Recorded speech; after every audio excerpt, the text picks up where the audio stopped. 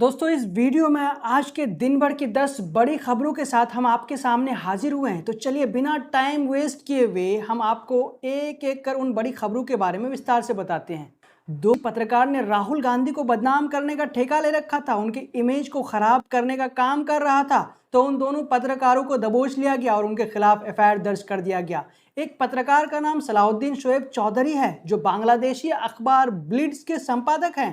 तो वहीं पर दूसरे का नाम अदिति घोष है जो कि जयपुर डायलॉग में काम करती है। सलाउद्दीन शोएब चौधरी अपने एक्स पर पोस्ट करते हैं कि सोनिया गांधी अभी भी ईसाई धर्म को फॉलो करती हैं और वो पाकिस्तान की खुफिया एजेंसी आईएसआई के लिए काम करती है।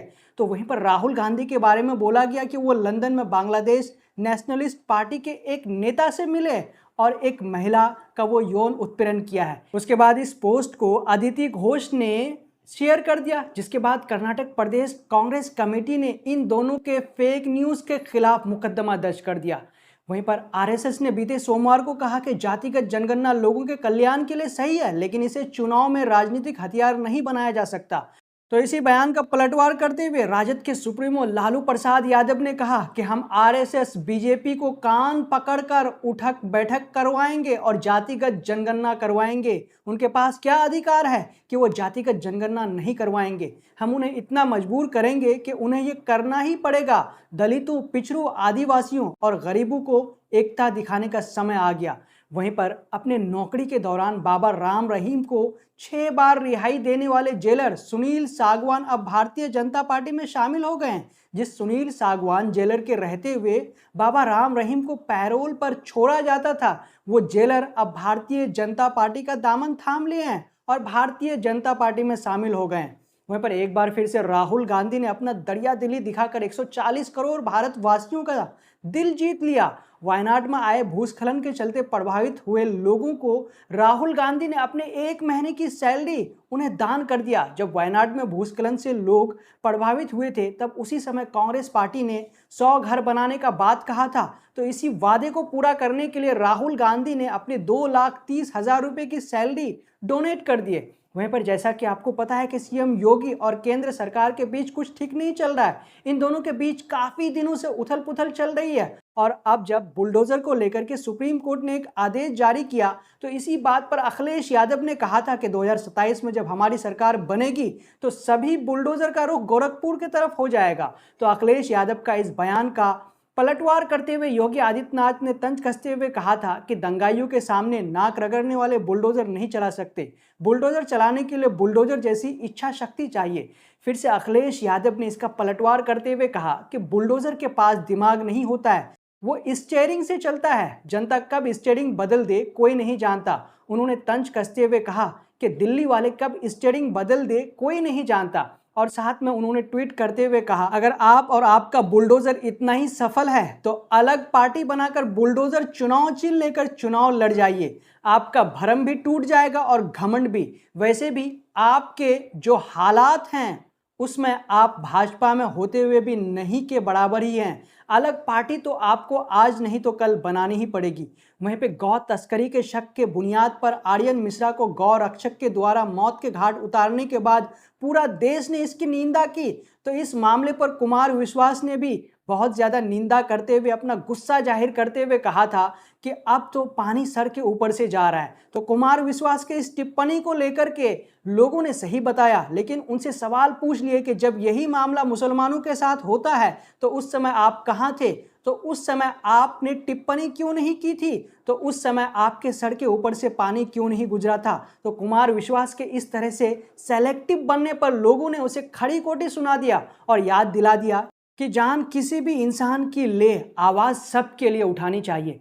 वहीं पर हिमाचल प्रदेश के कांग्रेस के एक मंत्री ने हिमाचल प्रदेश में बाढ़ आपदा को लेकर कंगना रनौत पर टिप्पणी करते हुए कहा कि अगर कंगना रनौत बारिश के समय लोगों से मिलने के लिए आ जाती तो बारिश में भीगने की वजह से उनका मेकअप खराब हो जाता और फिर पहचान में नहीं आता कि वो कंगना है कि कंगना की माँ है। इसलिए जब सब नॉर्मल हो गया, बारिश खत्म हो गई, तब वो आई और लोगों के सामने घड़ियाली आंसू बहाकर चली गई। वहीं पर कुछ दिनों पहले रजत दलाल का एक वीडियो सोशल मीडिया पर काफी वायरल हुआ था, जिस वीडियो में वो अपनी गाड़ी से एक बाइक सवार को टक्कर मार देते हैं और वो कहते हैं कि ये मेरा रोज का काम है। इसके बाद इस मामले को लेकर वो विवादों में घिर गए थे और जब फरीदाबाद पुलिस ने इसकी छानबीन की तो उन्होंने रजत दलाल का पूरा कुंडली निकाल लिया और उनके खिलाफ लापरवाही से और खतरनाक तरीके से गाड़ी चलाने के मामले में केस दर्ज कर दिया, जिसके बाद इस मामले में रजत दलाल ने सोमवार को पुलिस के सामने सरेंडर कर दिया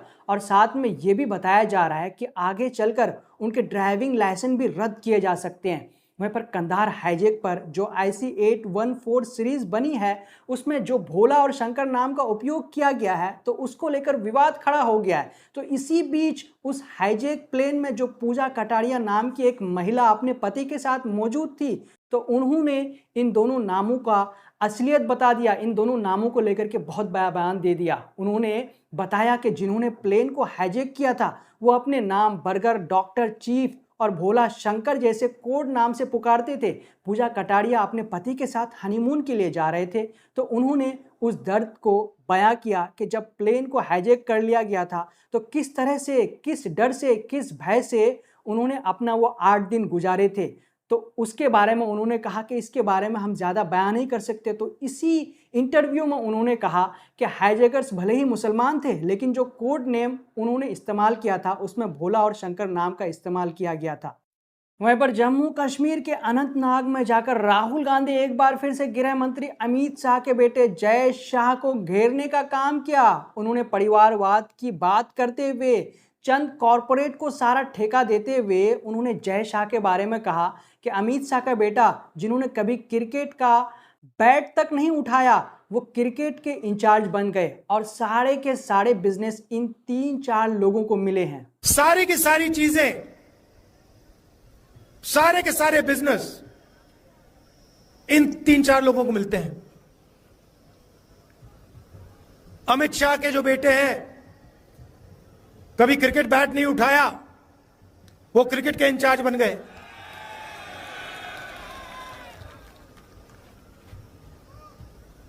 तो 6-7 लोग देश को चला रहे हैं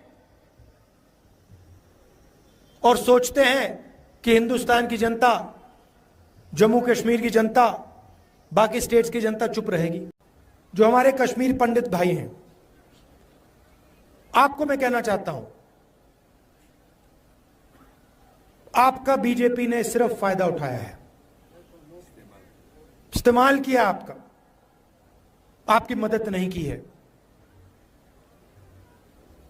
हम आपके साथ खड़े हैं, आपके साथ कनेक्ट होना चाहते हैं।